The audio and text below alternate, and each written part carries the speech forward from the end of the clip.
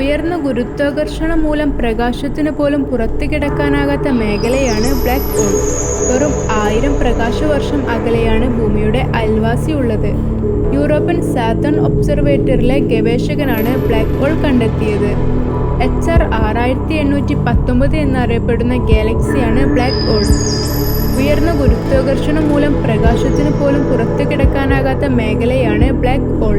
പ്രകാശം പ്രതിഫലിപ്പിക്കുകയോ പുറത്തുവിടുകയോ ചെയ്യാത്തതിനാൽ black hole പുറം ലോകത്തു നിന്നും അദൃശ്യമായിരിക്കും. എങ്കിലും ചുറ്റുമുള്ള വസ്തുക്കളുടെ അതുണ്ടാക്കുന്ന മാറ്റങ്ങളിലൂടെ സാന്നിധ്യം മനസ്സിലാക്കാനാകും. സമീപ പരിസ്ഥിതിയുമായി അക്രമാസക്തമായി പ്രവർത്തിക്കാത്ത ആദ്യത്തെ ബ്ലാക്ക് ഹോൾ ഇപ്പോൾ കണ്ടെത്തിയിരിക്കുന്നുവെന്നും ഗവേഷകർ പറയുന്നു. കഴിഞ്ഞ വർഷം ക്ഷീരോപഥത്തിൽ സൂര്യന്റെ 70 ഇരട്ടി ഭാരമുള്ള ബ്ലാക്ക് ഹോൾ കണ്ടെത്തിയിരുന്നു. LB1 എന്ന് പേരിട്ട black hole Chinese academy of സയൻസിലെ ഗവേഷകനാണ് കണ്ടെത്തിയത്. 2019 ഏപ്രിൽ 10 ബ്ലാക്ക് ഹോളിന്റെ ആദ്യ ചിത്രവും ശാസ്ത്രലോകം പുറത്തുവിട്ടിരുന്നു. ലോകത്തിന്റെ വിവിധ ഭാഗങ്ങളിൽ സ്ഥാപിച്ച 8 ടെലിസ്കോപ്പുകളുടെ സഹായത്തോടു കൂടിയാണ് ചിത്രം പകർത്തിയത്.